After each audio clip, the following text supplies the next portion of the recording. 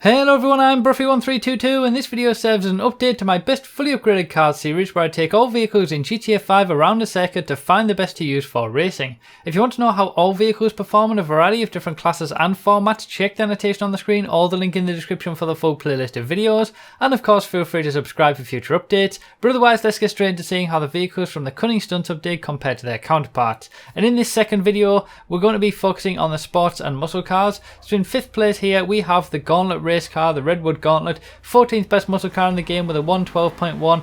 Keep in mind that the best muscle car in the game is the Sabre Turbo Custom currently, and that gets a lap time of 1 minute 7.8. So these muscle cars that we've got, these 3 muscle cars, have actually been in the game ever since Next Gen was released.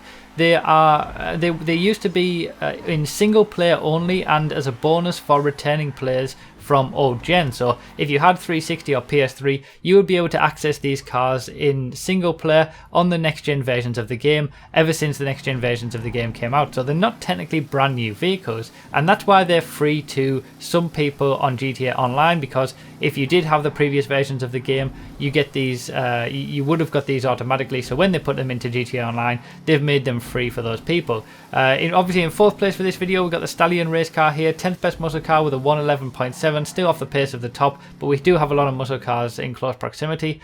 But probably the thing that I'm most happy about this DLC in its entirety is the fact that we get the Dominator race car, the Pisswasser Dominator. This gets a lap time of 1 minute 8.5. Now just to point out that I had already tested all of these muscle cars, because there were various means throughout the course of playing the game and glitches and stuff to get these cars into races every now and then. So I took those opportunities to do that, and I've already made videos about these, but I figured I would put them into this video because not everybody has probably seen the original testing. So yeah, the Dominator race car is probably the car that takes the most skill to drive in the entire game, the most skill to drive quickly. It's very, very difficult to drive, but it's so rewarding when you get it right, and it's one of my favourite cars to drive in the entire game, I would say.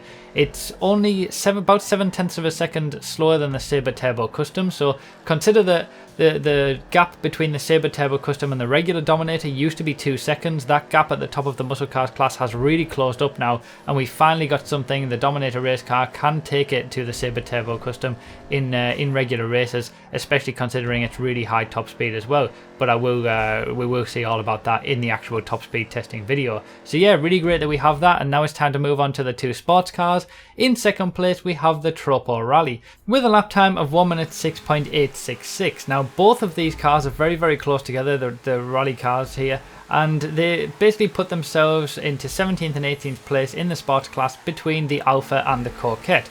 So around a regular racing circuit, they're not on the pace of the top sports cars, obviously. You know, the likes of the Elegy and the Jester race car are getting 1 minute 3 lap times, but they're not too bad, and they're quite interesting to drive. Now, something that I need to point out is that these are a little bit quicker than the Kuruma, but they have a higher off-road traction loss. Now, I've talked about this in a previous video, that off-road traction loss is a feature in the game that basically the higher the value that is, the more traction is lost off-road, so the slower a car will go. And the vast majority of sports cars have an off-road traction loss of 1, higher being worse. The Kuruma is special in that respect because it has an off-road traction loss of 0, so it's very, very good off-road.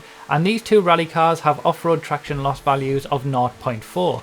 So these 2 cars are actually about a second per lap quicker than the Kuruma on the regular testing circuit that you're seeing here. I think the Kuruma got something like a 1 minute 7.8 or something like that.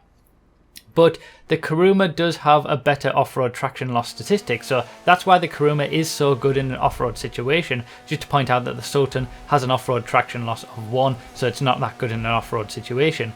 But basically what that means is that because these cars are slightly quicker overall in general on a regular racing circuit on tarmac, they should be well balanced with the Kuruma off-road. Obviously the Kuruma doesn't lose any traction off-road, whereas these do lose a little bit, but all 3 of them should be a lot better than the vast majority of other sports cars in an off-road situation. And both of these cars feel very, very nice to drive, very, very different. The Tropo Rally is very planted. It's got a really good front end. It does suffer from a little bit of understeer sometimes. The Omni here, as you can see, with a 106.4, which is the best car from this video, again 17th in sports, just ahead of the Tropo Rally. They're very, very close in pace there. It feels very, very good. It feels like a proper rally car. Obviously these are based on the Lancia Stratos and the Audi Quattro.